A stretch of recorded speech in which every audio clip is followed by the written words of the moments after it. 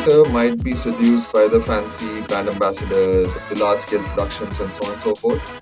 I would actually say that why don't you actually start thinking like a publisher?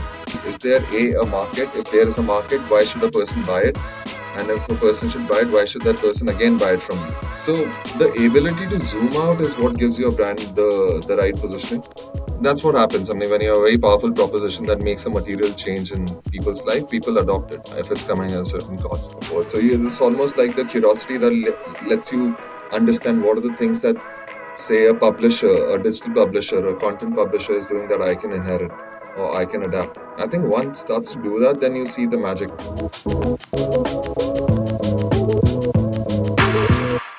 Hey there, welcome to Marketing Mavericks with Indiefolio. Today we have Gaurav Mehta with us, the Chief Marketing Officer at Noise. Gaurav's career spans over a decade, where he's worked with leading agencies, then his own marketing consultancy, and then led marketing for various brands like OLX, Yahoo, and Car Dekho.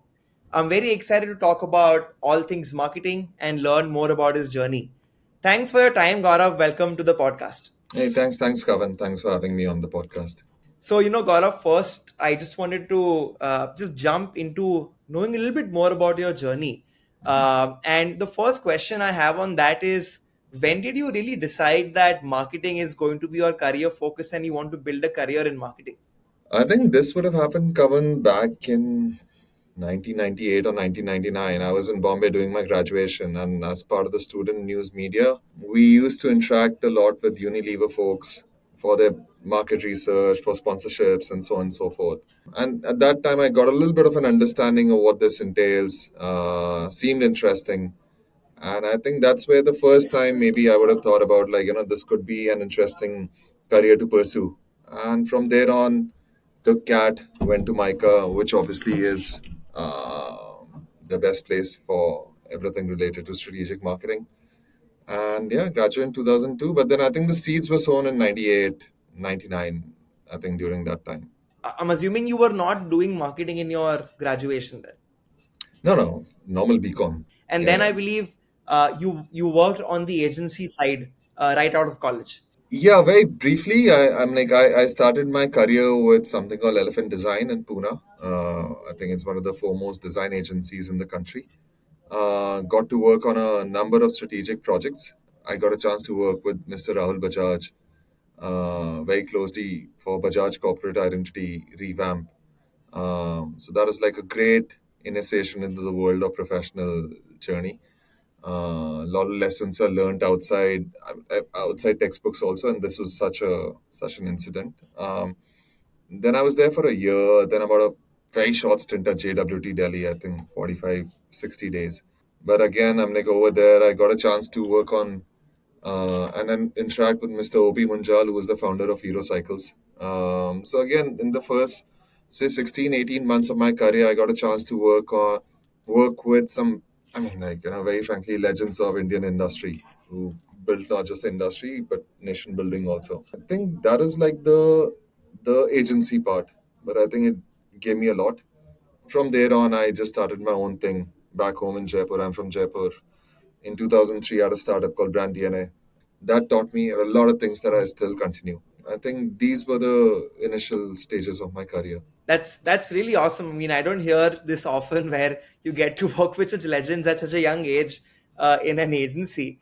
So, do you recommend that people go to the agency side of things once they're done with marketing, or should they jump into brand side from the start? Like, is there a preference you have? I don't know, Kavan. I'm like, look, there are things that work very well for an agency. I think the culture is much more creatively led. Let me put it this way: majority of the discussions would happen outside PowerPoints and Excel sheets, which is never going to be the case on a brand side. So depending on what you want or what you enjoy more, I think you can go for either because they are like very, very intelligent, very driven people on both sides. And there is definitely movement also from one to other. So I think just for me to say, this is absolutely the right thing. No, I think I've seen that a lot of people who could be absolutely on the brand side love agency for the kind of work culture, the kind of discussions that they have, the kind of people that they end up working with. So I think those are the more important factors with which one should decide where they want to be. Fair. I think it's safe to put that both work. It just depends on what you prefer, what you like. And Yeah. I always advise people to go and dig a little bit deeper into understanding Mm. how those two things could be different from each other. Mm. But you had a entrepreneurial stint, and then you went back into, I think, leading marketing for a large company. So what was that experience like? Why didn't you go ahead and continue building the agency route? I was just curious to know. Yeah, some personal reasons. I'm like, I ran brand DNA for about 3.5 years. But at that time, I'm like, I was running it successfully. I'm like, brand consulting, but in Jaipur, I'm like, it was very, very, I mean, people will say, I'm like, I don't know what this guy is doing, but it was like actually doing very well. But I did not know how to scale it up, right? Being the only person who Okay. was, so for me, scale became an issue. So even at the time I shut it down, which was in 2006, I think I was earning very good money from brand DNA, but I did not know how to scale it up. And that to me did not sound right. I mean, I did not want to do this in my later stage of the life. And I'm like, at that time it was great money, so on and so forth. But I know that the expectations, Mhm. responsibilities change. So that was maybe the reason. I see. And how old were you when you must right like couple of years after college, right?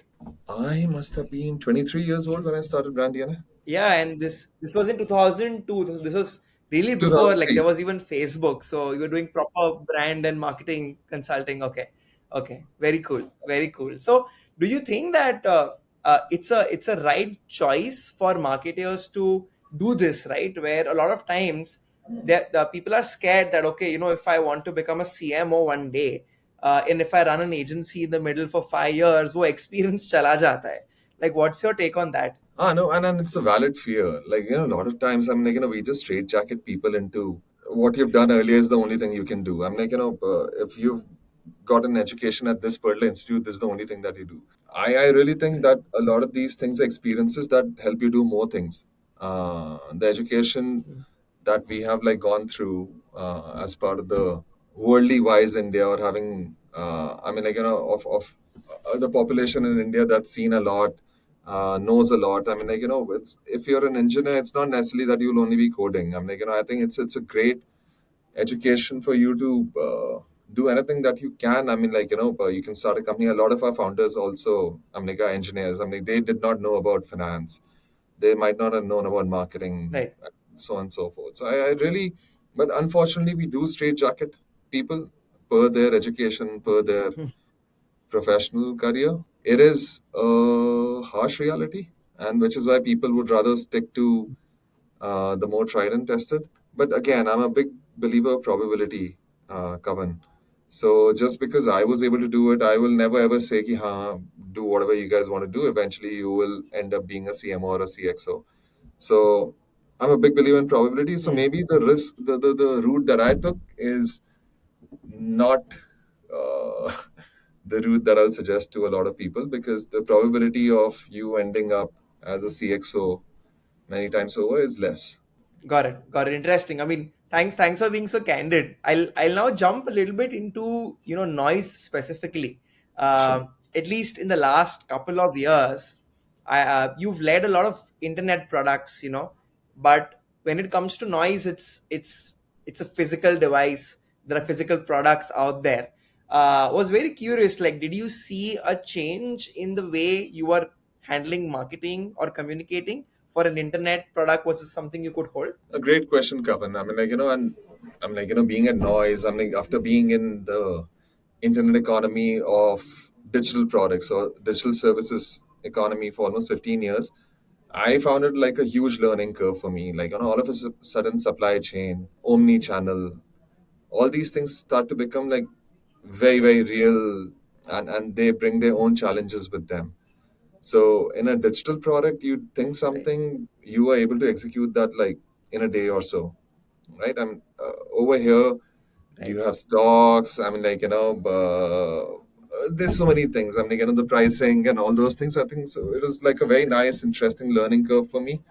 But having said that, Kavan, I think the fundamentals of marketing don't change ever. While I'm like marketing is maybe the most dynamic business function of any business function.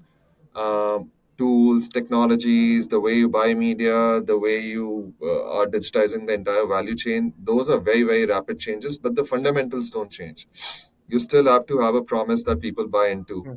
and you have to give them like a fair value in exchange for the amount of money or effort that they're making. It's a pretty straightforward equation. You just have fancier and newer tools and so on and so forth to deploy that. So even irrespective of like what I just spoke about, like learning curve, I think the fundamentals didn't change. Um, so there were some things which just made me learn more, and there were a lot of things that I doubled down more on. So it was like a bit of both. Got it. Yeah, I think people rarely change, so I think at the core, the fundamentals remain the same.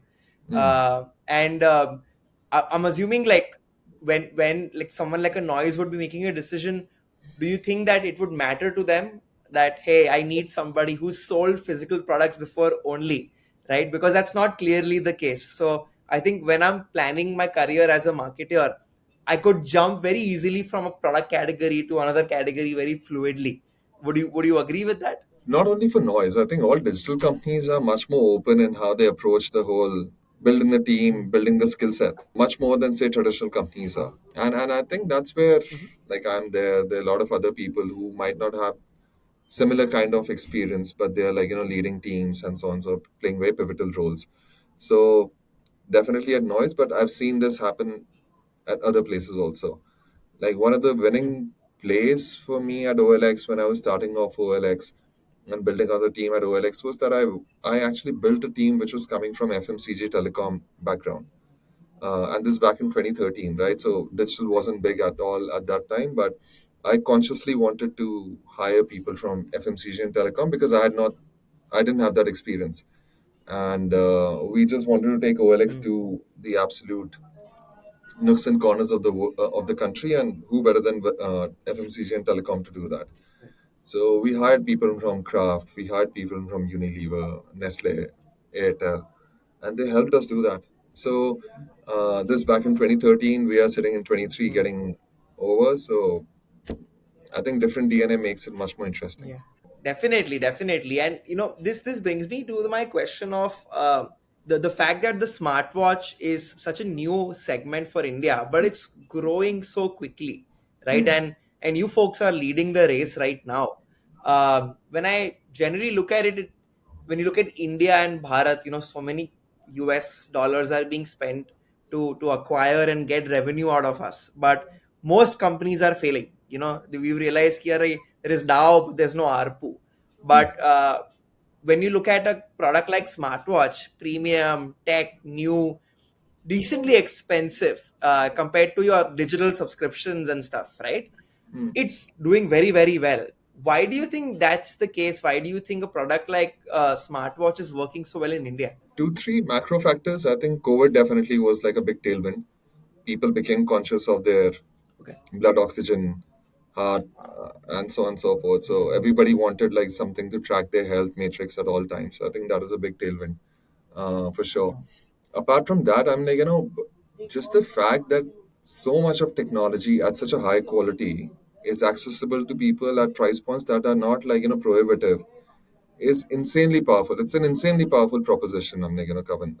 While you have like I won't name the brands, but then they are like the legacy smartwatches, which are like upwards of multiple of tens of thousands and all. I'm like they have their reasons to price, and I have no one to comment on why what they should be doing.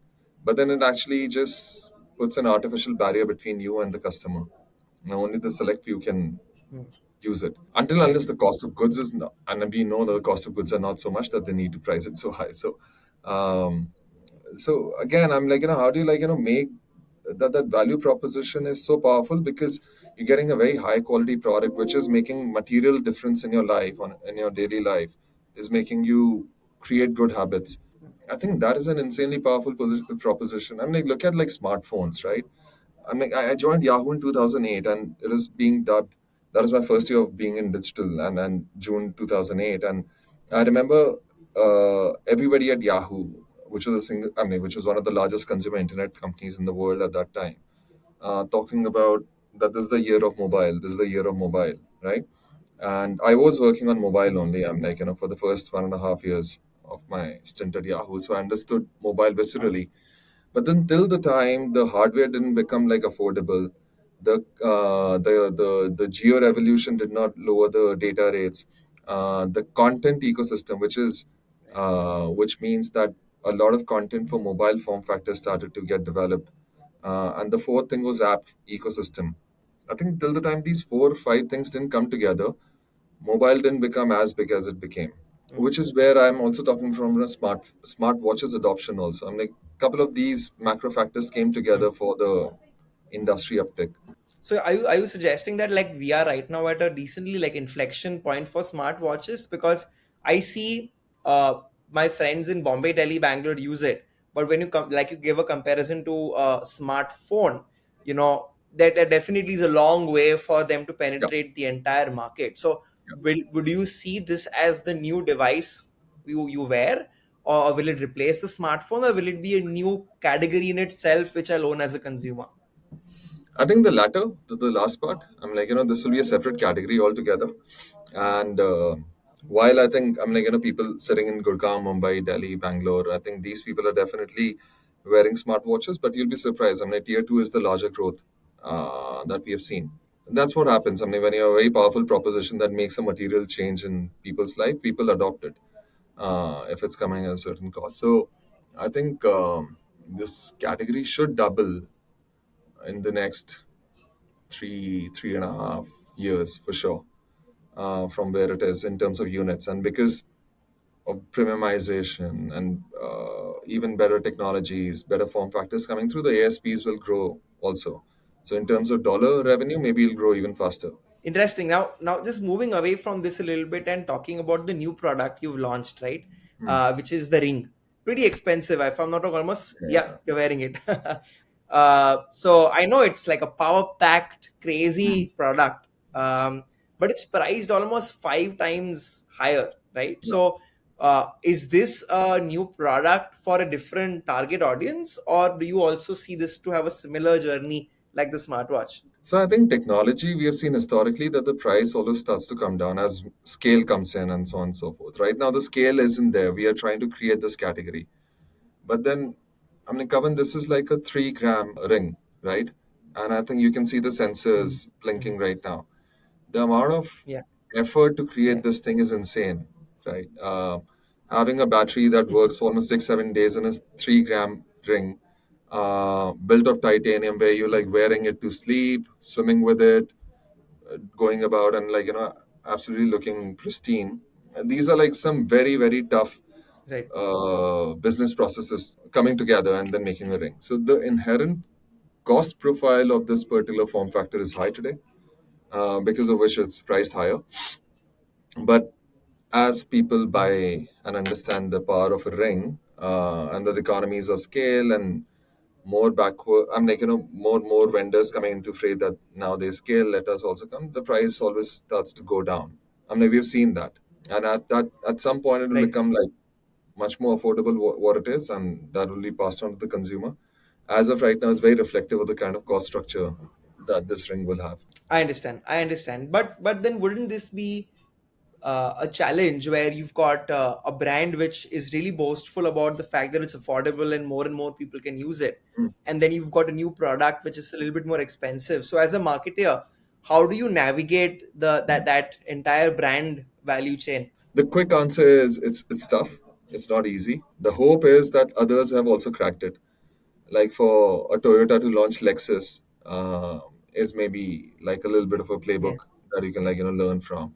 We obviously launched it and got Right. sold out in 90 minutes. So that means um, people could actually buy a 18,000 rupee ring from a noise, which meant that people were looking at us more as a technology player, as a wearables player, rather than like ki haan, sasta kuch hai, and so on and so forth. Hmm. So, but yeah, there are limits to what your Hmm. brand can do and cannot do. I'm very, very cognizant of that. So we have to make some decisions, and we are making those. But as I said, it's not easy. But the same problem has been faced by people for many years across industries across the globe.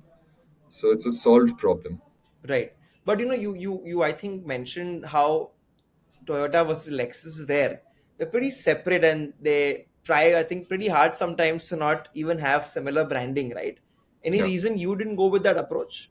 Okay, Kavan, this is like a very interesting conversation because the brand structure or the brand architecture strategy will never have 100% solution, right? So no matter whatever brand Hmm. structures you choose, there will always be some con.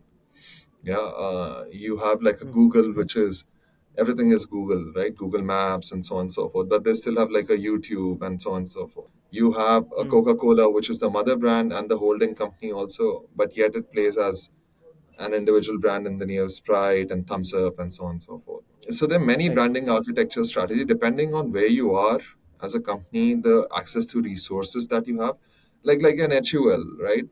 HUL has got so many individual brands because they have the financial muscle to actually build those brands vertically, right, and do justice Right. to that particular consumer cohort that like and dislike very, very deeply because they have the financial muscle to do it. Right. At the same point, like when we launch something like Luna and we call it like Luna by Noise, right?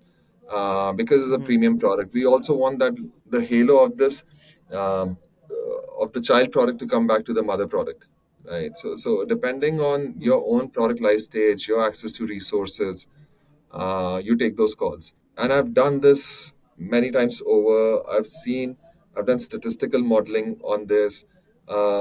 There's never ever any brand architecture strategy that is going to be 100% perfect. It'll always have some cons. So Hmm. depending on what is it that you want and what is it that you can live without, you will pick and choose. I want you to unpack this a little bit more, right? Because we work Hmm. with a lot of D2C brands, and Hmm. a lot of them are thinking of launching premium products. Hmm. And this is where they struggle, right? Like, as somebody who works with a network of, let's say, branding experts and designers, we are asked this question that, okay, should I make a new brand or should I make it by my sub brand? Will it help? Will it not help? And like you said, I don't always have an answer because there are exceptions and examples everywhere of everything working. So what Yeah. would be like a thumb rule to think about it for, let's say, not a large company, but a company which is probably going 1 to 10, which has one product but is launching something which is their next new product, could in a more premium category. So 0 to 10, I'm gonna make some assumptions. There is gonna be like tight resources. You haven't been in the market for long enough, and so on and so forth, right? Are those good assumptions to make? Let's say that you're doing about $1 million, Okay. you with one product category, and Hmm. now let's say it is for metro going population, but now we want to sell something for the richer HNIs. For Hmm. example, it's a Hmm. cookie which sells for $100, but now we're making a cookie which sells for maybe $800. It's the best Hmm. cookie in the world. So Hmm. how do you go about that, right? How do you go about branding the entire thing? Bit hard for me to say that, Kavan, because I don't know. I'm like in my mind, I'm trained to think like a CFO more than a marketer. I'm like in these situations. Okay. Yeah, look, the thing is, I've worked with brand consultants. I'm a CMO, right? So a lot of times you have this tendency to like take the sexier sounding call or the more aggressive calls. No, no, we'll build it out differently. We'll create an environment which is curated for this and so on and so forth. Do you have the Hmm. resources to do it or not? I mean, I'll always ask that because I think people always get seduced by that one really rare success. Look, marketing and then brand architecture, while it sounds like a theoretical exercise, but then it's not. It's a very powerful business tool. And if it's a business tool, if it's a business enabler, if it's something that can create a business mode for you, then it's not a decision that a marketer can take alone. I really don't think so. Because if you're gonna be just thinking like a marketer, you will be like not doing justice to that particular decision very well. But if I'm thinking like a CFO, I'm thinking like an investor, I'm thinking like a consultant also. And as a CMO, you have to wear all these hats. Um, then I think the decisions will be a little bit different. And as I said, I'm like, there will be some chances where a person takes a very offbeat, very low probability call and succeeds like wildfire, right? And people will say, see, I told you so, this is the right approach. But I'm saying the probabilities don't stack up over there. So this is an exercise which you do with a lot of deliberation and cross functionally. This is not a marketing call. Makes sense. I think you very honest answer. I believe where it's something which you need to look at it holistically. Only then you'll be able to understand if you, like you said, have the muscle for it.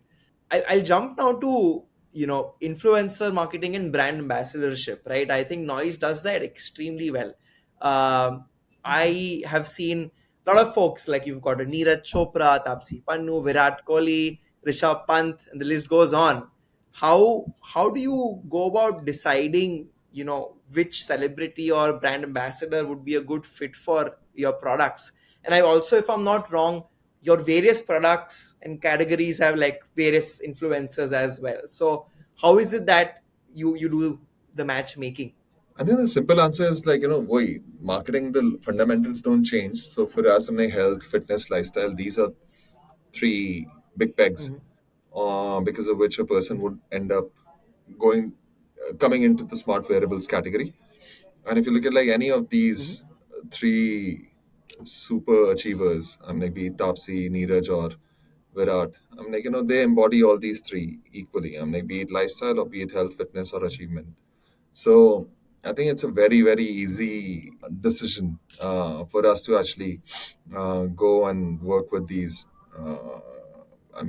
super achievers, which is why they have resonated also with our users, because they also know by using a noise product, the eventual benefit that they aim to gain, these people are already displaying that in oodles, not just mhm. within their own sport or only on a national level, but on a global level across any kind of discipline. So these are like true blue chips from that perspective, which is why they have done so well.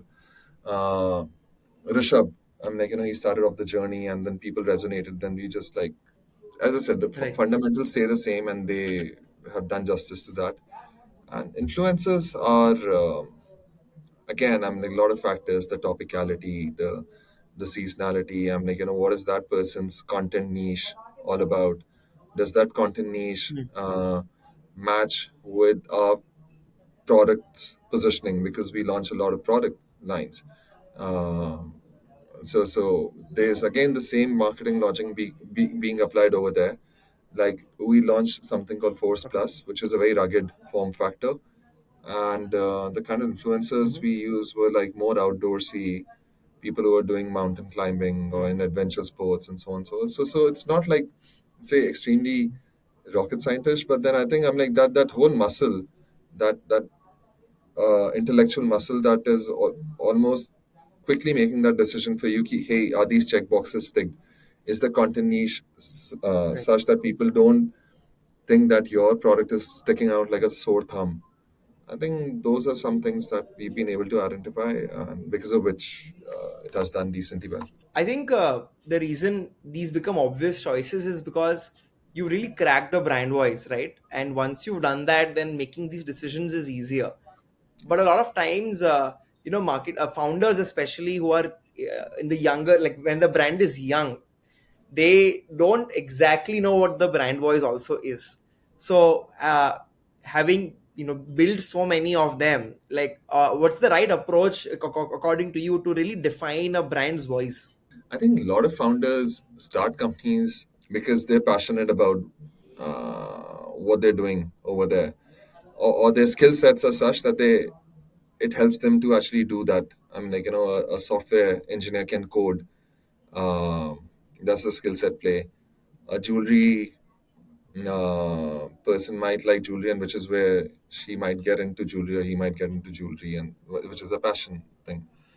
But then if you're too close to the object that you're trying to create, then you are not very dispassionate about the whole thing.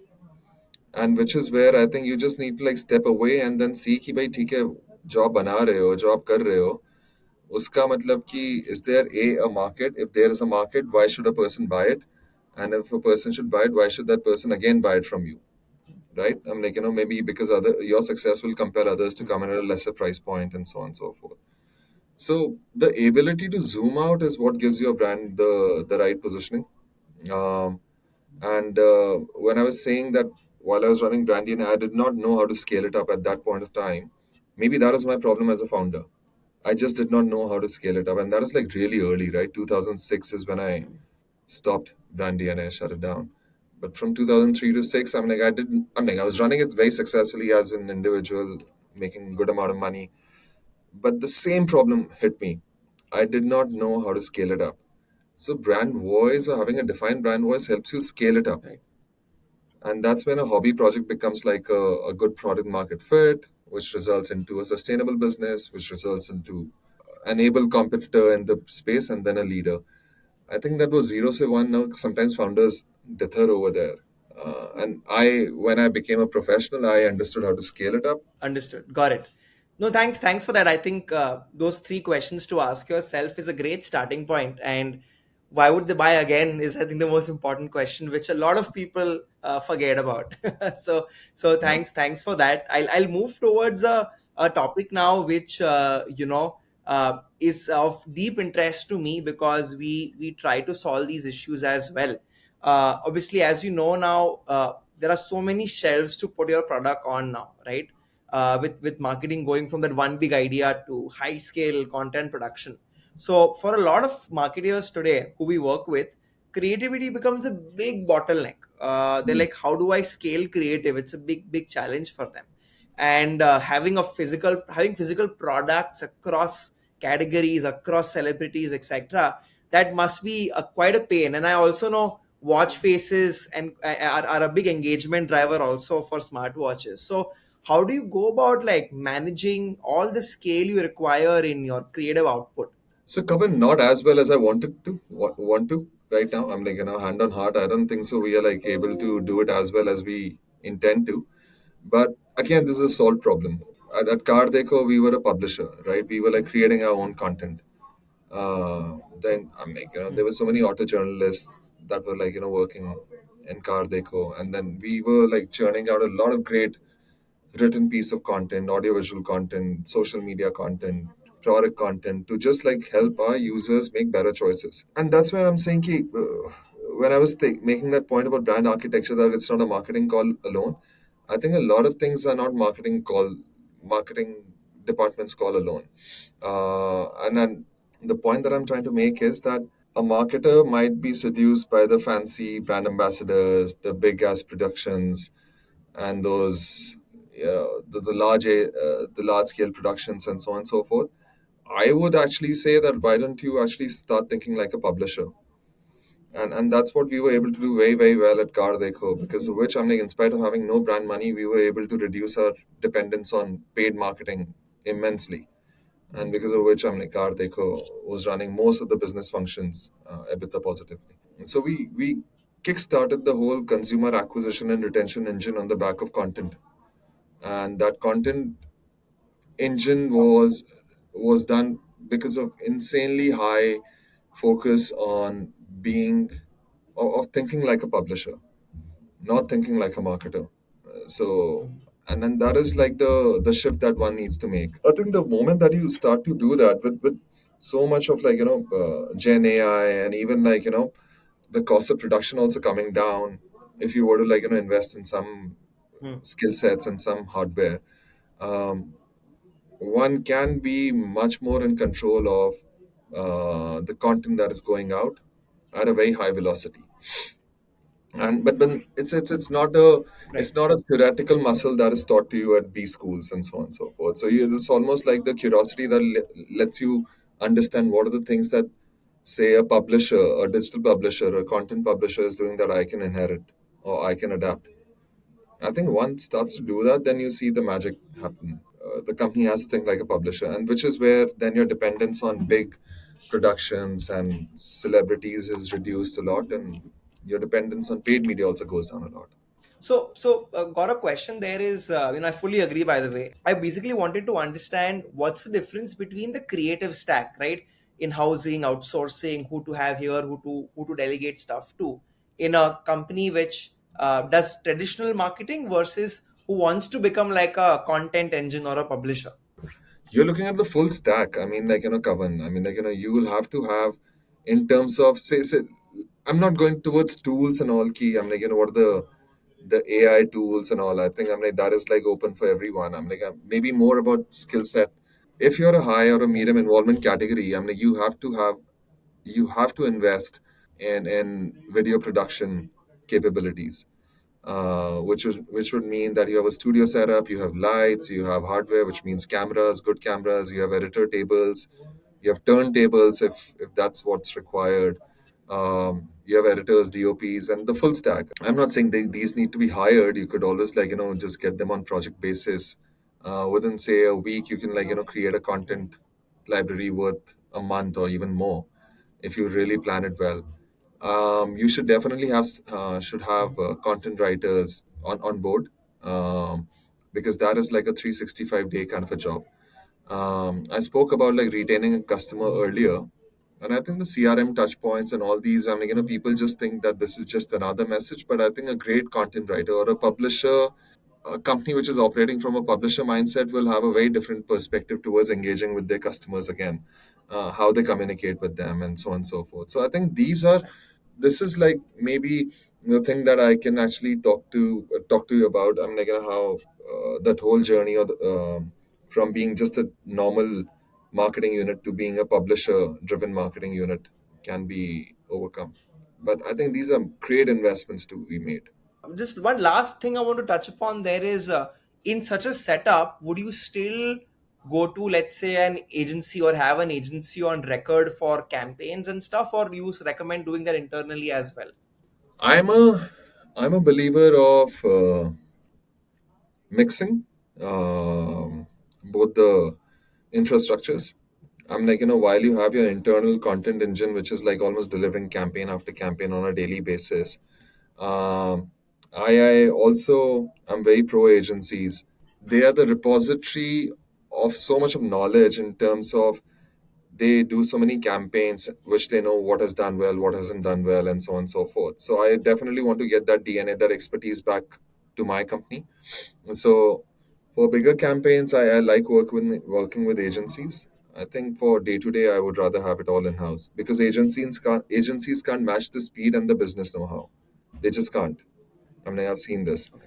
But then what an agency can do is really think big, which Hmm. an internal team sometimes can't. Understood. Yeah, I think that you put that very, very well. I'll now hop on to the last question, Gaurav. Sure. And this is something which, I believe a lot of D2C brands have for noise. Usually, you end up raising a round, and a lot of that money goes into performance marketing. And most brands struggle to get the LTV CAC ratio in order, right? While noise, by the way, congratulations on the strategic round from Bose. Thank you. While you just raised, right, it's a very rare thing that a company will reach such a scale and then look at strategic partnership. Most of them raise money earlier on and they fail. What did noise do differently, according to your, in for that matter, even your previous companies, right? What did they do differently where there was a bit of positivity after all these spends they did on marketing? I think I've been lucky enough to find very good founders who are not in it for only valuation or just scaling up for the heck of scaling up. And I think all the founders that I've worked with, Right. be it from OLX, Karthik, or Zupi, and now at Noise, I think it's more about creating value for the entire ecosystem, be it our users, be it our, employees, and so on and so forth, or the investors in the earlier cases. And that can only happen when you have a sustainable business model. It's something you get used to, Kavan. Once you see that there are better ways to run business, then you don't want to actually go back on that particular route. So I think what Noise did really well was that they always treated this as a business that needs to be sustainable, and which means that you're looking at all resources very very judiciously, from a manufacturing supply chain perspective to Mhm. marketing to everything. Everything was looked upon. Key, do you justify your presence Mhm. in the value chain or not? And then coming up with an answer, key, yes, it does or it Mhm. doesn't, and then you choose. And it's not like the founders were at fault. I think the entire ecosystem made them take some decisions which were a little bit rash, and we are seeing some companies going belly up Right. or really scaling up and now really nowhere. That's because the heart of it, the product market fitments were not there. Or if the product market fitment was there, then the scale wasn't there. And these are things that you can't like create overnight, right? Product market fitment will require like you to educate the consumer. Scale will require the consumers to scale up in terms of disposable income, the attitude towards that particular product, and so on and so forth. So और आप भगवान नहीं हो कि आप एक दिन में आप चुटकी बजाएंगे और ये सारी चीजें हो जाएंगी. So that patience can't be replaced by money only. Money does make the world move around, and I'm no one to say कि पैसा जरूरी नहीं है. It is very very necessary. लेकिन it is the second most important thing. The first thing is like the product and its relevance for the users you intend to serve. I Hmm. think वो अगर sorted है and if it's at scale, then you pour money on it. What happens is it's very lucrative for me to raise capital, because as a founder I've always been told speed, speed, speed, market share chala jayega, etc. And that's why people end up doing certain things which they do. Do you think that's right? Like in the direct to consumer category, is it true that if you're slow with your market fit and slow with your initial gestation, that you lose out on market capital? I think more evolved or knowledgeable people about this ecosystem can answer this better. I'll just give you a maybe a semi-educated answer or a guesstimate from my side. There are two kind of industries: one which are inherently monopolistic, and one which are perfectly competitive. Right? Which are inherently monopolistic. Yes, you have to run like super hard and super fast and grab that market share. Because those market shares can turn out to be moats. I'm like, as is the case. When we created OLX, it was a C2C marketplace, like driven by liquidity. First develop the market and then grab the market, right? Or an Uber or a Facebook, right? These are like very C2C, which is where these are inherently monopolistic markets.